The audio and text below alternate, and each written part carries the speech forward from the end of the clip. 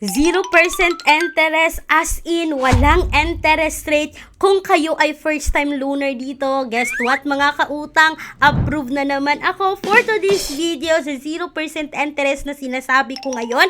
I-share ko sa inyo kung magkano nga ba yung offer na ni-receive ko dito, kung buo nga ba siyang ma-receive, kailan siya babayaran, dahil nga wala talagang interest yung nahiram ko sa loan application na to. At guess what mga kautang, itong loan application na to is ang daming valid ID yung tinatanggap dito, no?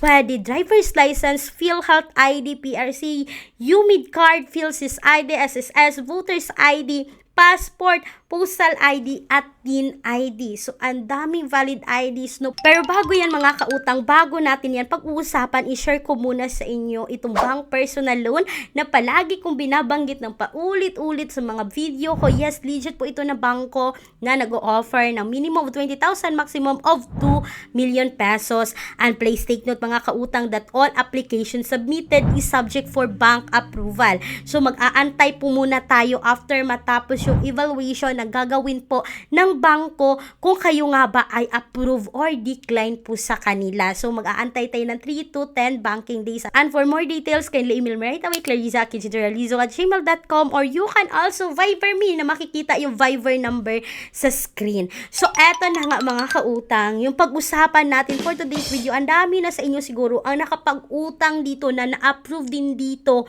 kay PesoReady online lending app na under po ng PesoReady Financing Co. Inc. na submitting and accessing entities sa CIC, and yes, ito po ay nakasec registered mga kautang, no? And eto na nga, diretso agad tayo sa loan details sa offer. Hindi na ako gagawa pa ng tutorial on how to apply this loan application kasi pare-pareho lang naman, at kanina nabanggit ko na yung valid IDs, no, na pagpipilian. So as you can see dito ngayon mga kautang, no, na-offeran nga ako dito ng 1,000 pesos. At yes mga kautang, no, sa 1,000 pesos yung na-receive ko lang dito is 955 pesos kasi meron siyang 45 pesos na processing fee or disbursement fee.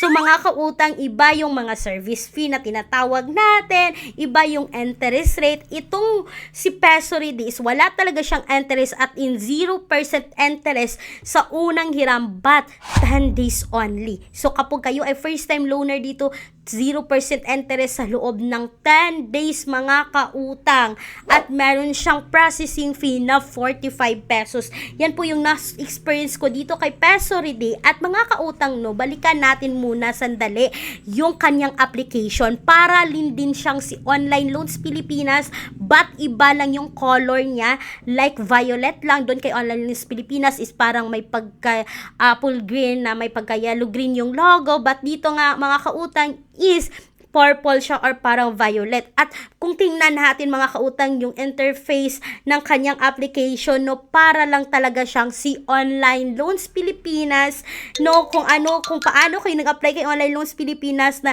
0% interest rin sa unang hiram, but si Online Loans Pilipinas ay pwede kayong mag-apply direct website. Nasa description box or sa pen comment section yung link niya na magkamukha kay PesoReady. So mga kautang, ang nakagandalan dito, no, for me, kapag meron kayong existing loan dito kay Online Loans Pilipinas at nabayaran nyo on time, ilang ulit na kayo nakapag-reloan dito, may chance din kayong ma-approve kay PesoReady. Yan lang talaga yung napansin ko based on my experience. Pero kung kayo ay decline dito kay Online Loans Pilipinas, ang taas din ng chance na kayo rin po ay decline dito kay PesoReady. So mga kautang, kung kayo dyan ay may example, kung kayo dyan ay may experience kay PesoReady sa kanilang second loan, please, you can share your comment down below, no, sa comment section. I-comment yun na yan para magawan din natin ng reviews, para ma-share din natin sa mga viewers natin about sa second loan kay PesoReady, kung magkano nga ba yung tubo rito kapag kayo ay second loaner na sa loan application na to. And for today's video mga kautang, masasabi kong recommended si PesoReady kung kayo ay first time loaner. Huwag munang mag second loan kung hindi pa alam yung buong detalye. Huwag munang mag second loan kung hindi alam yung interest rate, kasi based on our experience experience kay Online Loans Pilipinas, medyo may kalakihan na yung interest rate kapag kayo ay second loaner, third loaner, fourth loaner kay Online Loans Pilipinas. And malay ba natin dito kay Peso Ready? But abangan nyo mga kautang yung second update natin about this loan application. And speaking po sa mga alternatives loan app na apply direct website, yes, makikita nyo po yan sa description box or sa pen comment section na video na to. But hindi ko sinasabing utangan agad. Make sure mga kautang nakapag-research tayo, inalam natin lahat ng details bago umutang online. Ang pinaka-importante na dapat nating alamin bago umutang mga kautang is yung interest rate, magkano na lang yung ma-receive, kailan babayaran, may pera ba ako na pangbayad, kung ganito lang kaiksi yung long term. Dapat yan yung mga inaalam natin para hindi tayo magsisi sa uli. Kasi mga kautang, iwasan natin na uutang na lang basta-basta sa kahit anumang utangan online kasi may mga utangan talaga na nanghaharas kapag hindi tayo nakabayad on time. And based on my experience kay Online Loans Pilipinas, no, hindi naman siya nanghaharas. May mga automated calls lang at may mga tao lang din natatawag sa inyo to inform before the due date.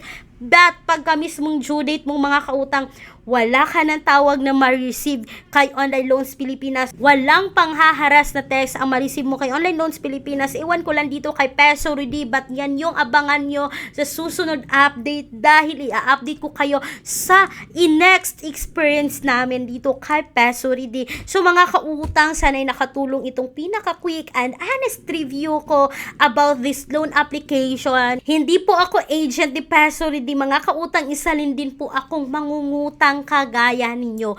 Once again, this is Clarice, ang inyong number 1 palautang dahil utang is life. Bye bye bye mga kautang!